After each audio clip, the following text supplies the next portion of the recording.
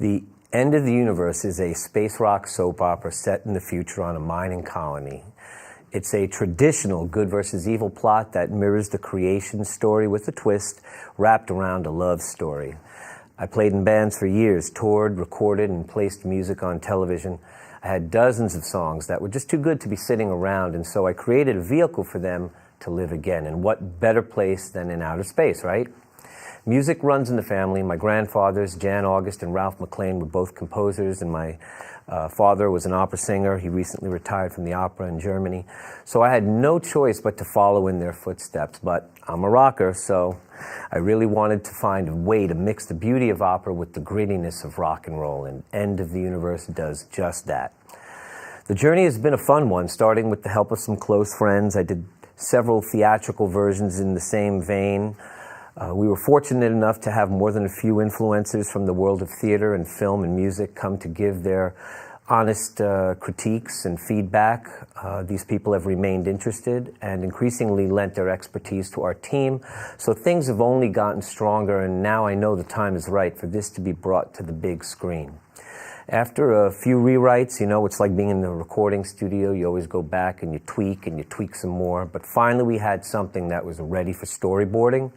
And those boards have now turned into a full 80-page graphic novel, which really brings things together beyond the stage performances. On the stage, you have some limitations, but with the graphic novel, the vision of these locations, the characters, the whole story, wow, it just came to life. And that inspired me to go back to the songs and really connect them to the story even more, rewriting lyrics. And when you hear the songs and you listen to the tracks, that's really evident. Because the music can also stand alone just as well as it fits inside the vehicle itself of the plot. So we're very excited about the tunes we have. One thing that was really important to me was that I wanted my kids to have the best of my music.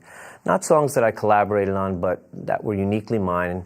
I had some great help performing the tracks. I had some of New York City's best musicians, most of whom are friends of mine going back to the CBGB days, in the studio, and of course we had a ball rehearsing.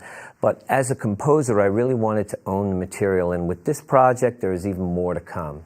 And now, well, we've put it all together, and the result is a story set to music that is inspired by films such as the Rocky Horror Picture Show, Outland, Casablanca, Good, the Bad, and the Ugly, even The Wizard of Oz.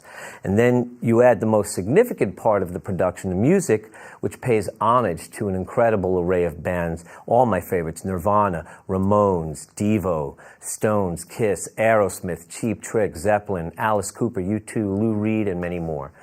The music soundtrack sort of my life growing up here in the Big Apple. And man, to me, it's a dream come true. And I know it will be for everyone who gets to see and hear this.